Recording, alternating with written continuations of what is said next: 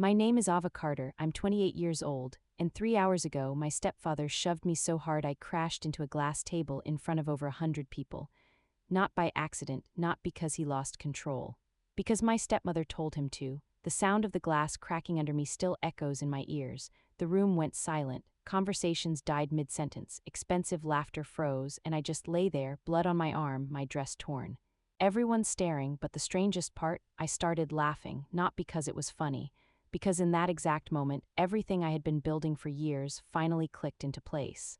And they had no idea what they had just done to themselves. Before I continue, tell me honestly, what would you do if your own family tried to destroy you in public? Because that's exactly what they tried to do to me. And this was supposed to be my engagement party, held at a private estate outside Aspen, Colorado. Snow falling outside, fireplaces lit, string lights everywhere. It looked like something out of a movie. Over 90 guests. Investors, politicians, business partners, people who mattered, people my stepmother cared about impressing. I was standing near the center of the room when she called my name. Ava, come here. That voice, calm, polished, but sharp underneath. I knew that tone, it meant she was about to perform. I walked over slowly. My fiancé, Daniel, stood a few feet away, confused, nervous. I remember thinking something isn't right, then she raised her glass and everything changed. But to understand that moment, you need to understand how I got there. I was 6 years old when my mother married Victor Hale. We moved to Dallas, Texas. Big house, nice cars, perfect family on the outside, but inside. It was different, very different. Victor wasn't just strict, he was cold, calculating, and my stepmother, Linda, she didn't raise me, she managed me. Everything I said, everything I wore, how I smiled, how I spoke in public, it was all controlled. You represent this family, she used to say, not you are part of this family. Represent, like I was a brand or a product. I didn't have childhood photos on the walls. I didn't have stories about when I was little. It was like my life only started the day they took over, and anything before that didn't exist anymore. As I got older, things got worse. Money became a strange topic. I knew my biological father had left something for me, not details, just that there was a future secured. But I never saw it. Whenever I asked, Linda would smile and say, "We're handling everything for you." Handling. That word again. I went to college in Boston, studied finance. Numbers made sense to me, patterns made sense, people didn't, especially my family. During my junior year, I noticed something small, a discrepancy. A transfer that didn't match what I was told, then another and another. At first, I thought I was overthinking, but something in my gut wouldn't let it go, so I started digging. Quietly, carefully, I opened accounts they didn't know about. Saved copies of statements, compared records late at night while my roommates slept. What I found didn't make sense at first. Money moving through companies I had never heard of, accounts I didn't control, signatures that looked like mine. But weren't, or at least I didn't remember signing them. That's when things started to feel wrong, not just suspicious, dangerous. I started keeping a journal, dates, times, conversations.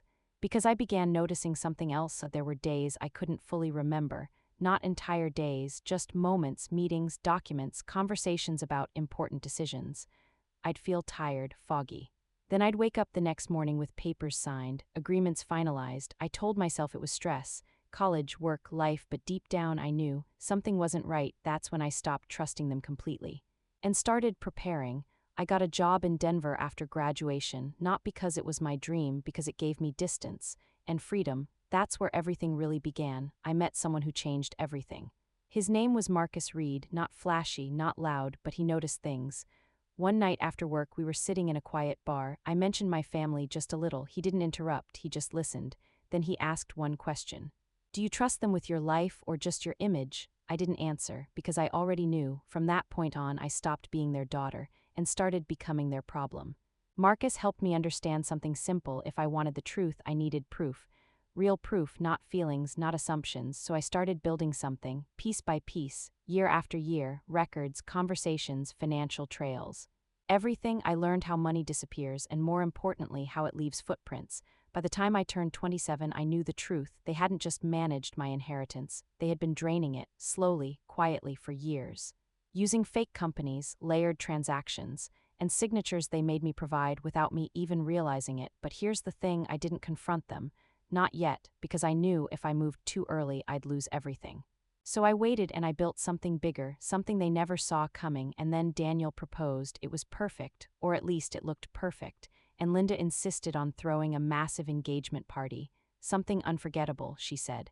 Oh, it was unforgettable, just not for the reason she thought, because that night everything was already in motion, every camera, every recording, every document, all connected, all waiting, and all it needed was one moment, one trigger. One mistake, and standing there in that room as Linda raised her glass and smiled at me, I knew they were about to make it. Linda's smile didn't reach her eyes, it never did. She stood there holding her glass, looking around the room like she owned every single person in it. Before we celebrate Ava, she said smoothly, I think it's important we talk about family. That word, family. I felt something tighten in my chest. People turned toward her. Conversations faded. Phones slowly came out. People always loved speeches at events like this. Victor stepped beside her, already on his third drink, his posture stiff. His jaw tight. I noticed that immediately because that wasn't normal. He didn't drink that much in public, not unless he was being pushed there. Linda gently placed her hand on his arm. Control, always control. We took Ava in when she had nothing, Linda continued, her voice soft but sharp underneath. We gave her a home, stability, a future. A few people nodded politely, some smiled, they had no idea. She was lost, Linda added, tilting her head slightly, and we did everything we could to guide her. Guide, I almost laughed right there, but I stayed still, quiet, because this was exactly what I expected. Then her tone shifted, subtle. But deadly, unfortunately, she said, lowering her voice just enough to pull everyone closer, sometimes people create stories in their minds when they don't understand the sacrifices made for them. There it was, the setup. I heard a few whispers. Daniel looked at me, confused. What is she talking about? He mouthed. I didn't answer, I just watched. Recently, Linda continued, Ava has been making some concerning claims. The room changed. You could feel it, people leaned in, judgment forming before facts. Accusations about money, she said carefully, about control, about things that simply aren't real. A soft murmur spread. And right on cue, a man stepped slightly forward. Dr. Harris, a psychiatrist. I had never met him in my life, but I knew exactly why he was there. Linda didn't even look at him. She didn't need to. Sometimes, she continued, when someone is under pressure, they begin to believe things that aren't true. Victor's breathing was getting heavier now, his fingers clenched into a fist. I saw it because I had seen it before, many times. And then Linda leaned closer to him, just slightly, so subtle that no one else would notice, but I did because I was waiting for it. She whispered something into his ear, 4 words. The same 4 words I had heard in recordings over and over again, the same trigger, the same control. His entire body changed. It was instant, like a switch flipped inside him. His shoulders tensed, his eyes went cold. And then he turned toward me, fast, too fast. Before anyone could react, his hand slammed into my shoulder. Hard, I stumbled back, my heel slipped, and then crash, glass shattered under me as I hit the table behind me. Pain shot through my side, the room exploded into noise, gasps, shouting, someone dropped a drink. Daniel yelled my name, but I didn't move. I stayed exactly where I landed, on the floor, because this was the moment. My phone vibrated in my pocket, once, twice, 3 times. That was the signal. Everything had just been activated. Every file, every recording, every document I had spent years collecting was being sent out. Right now, news outlets. Federal investigators, legal contacts, multiple servers all at once. I stared up at the ceiling and I laughed, not loud, not dramatic, just enough. Enough to make everyone uncomfortable. Enough to break the script they had planned. Silence spread again, confusion, fear. Linda's face changed. What did you do? She snapped. I slowly pushed myself up, ignoring the pain. Blood ran down my arm, my dress torn. Perfect. I looked around the room. At every single person holding a phone. Go ahead, I said calmly. Check them. No one moved at first, then buzz, buzz, buzz. Phones started lighting up, notifications, emails, messages, one after another. What is this? Someone whispered. A man near the back stepped away, staring at his screen. Another guest dropped her clutch. Daniel pulled out his phone, his face going pale as he read. Linda grabbed Victor's arm. Say something, she hissed, but he couldn't. Because it was already too late, I reached for the remote sitting near the stage. The same one Linda had planned to use for her family slideshow. I pressed one button, the screen behind us lit up. A document appeared, bank records. Transfers, names, dates, amounts. This, I said, my voice steady now, is where my inheritance went. The room froze, another click, more documents, different companies, same pattern. This one, I continued, was signed when I was 19.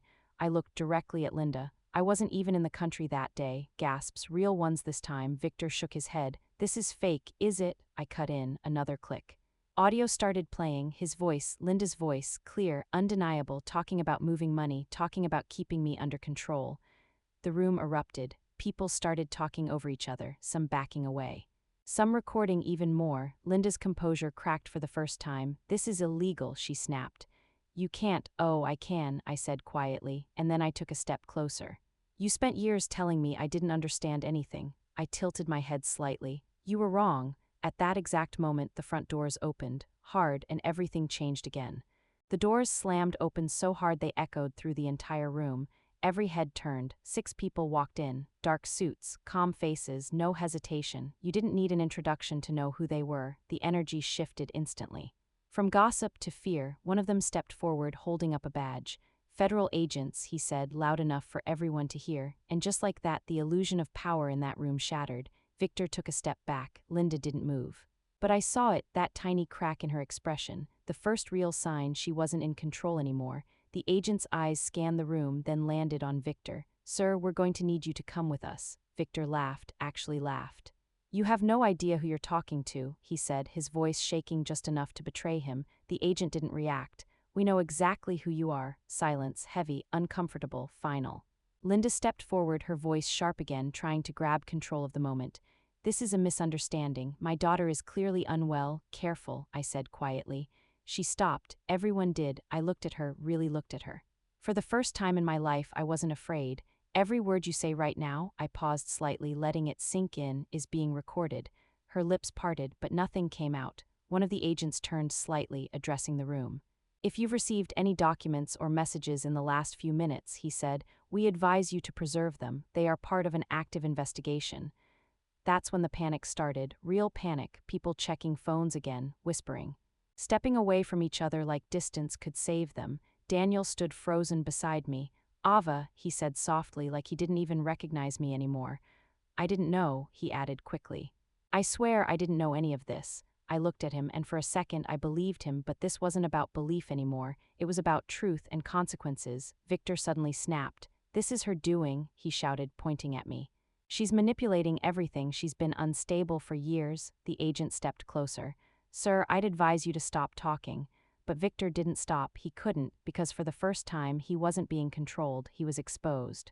Linda grabbed his arm, whispering harshly, trying to pull him back, but it was too late. One of the agents stepped forward. "Victor Hale, you're being detained on suspicion of financial fraud, identity falsification, and multiple counts of coercion." Another agent turned to Linda. "And you, ma'am, will be speaking with you as well." She didn't fight, she didn't scream, she just stared at me, pure hatred, pure disbelief. "How long?" she asked quietly. Her voice was different now, not powerful, not polished. "Just human." I held her gaze. "Long enough," I said. They were escorted out, just like that. No dramatic struggle, no last speech. Just the sound of heels and footsteps fading down a hallway that used to belong to them. And then silence, the kind that feels heavy in your chest, the kind that doesn't go away quickly. No music, no laughter, just people standing in shock, realizing they had just witnessed the collapse of something they thought was untouchable. Daniel sat down slowly, running his hands through his hair. "This is insane," he whispered. I didn't respond, because for me it wasn't insane, it was planned. Every second, every step, for years. I walked over to the large window overlooking the mountains. Snow was still falling, calm, peaceful, like nothing had happened. Behind me I could hear people leaving, quietly. No one wanted to be associated with what just happened. No one wanted to be seen. That's how power works. It stays close when things are good and disappears the second things fall apart. A few hours later, the house was empty, lights still on, glasses half full, a party frozen in time. Daniel came up behind me. "Why didn't you tell me?" he asked. I thought about that for a moment. Then I gave him the only honest answer I had, because I didn't know who I could trust. He nodded slowly. And that silence between us said everything. Some people think revenge is loud, explosive, dramatic, but the truth, real revenge is quiet, it's patient, it waits. And when it finally happens, it doesn't just hurt, it ends things completely. Over the next few weeks, everything unraveled. Investigations opened, accounts frozen, names exposed. People who once stood proudly next to my family suddenly acted like they had never met them. I didn't celebrate. I didn't post anything, I didn't give interviews, because this was never about attention, it was about freedom, real freedom. For the first time in my life, no one was watching me, no one was controlling me. No one was deciding who I should be, and that feeling, you can't fake it, you can't buy it, you have to fight for it. I moved out a week later, not into something massive, not into something flashy, just a place that felt mine, quiet. Simple, safe, and for the first time, I slept without locking my door.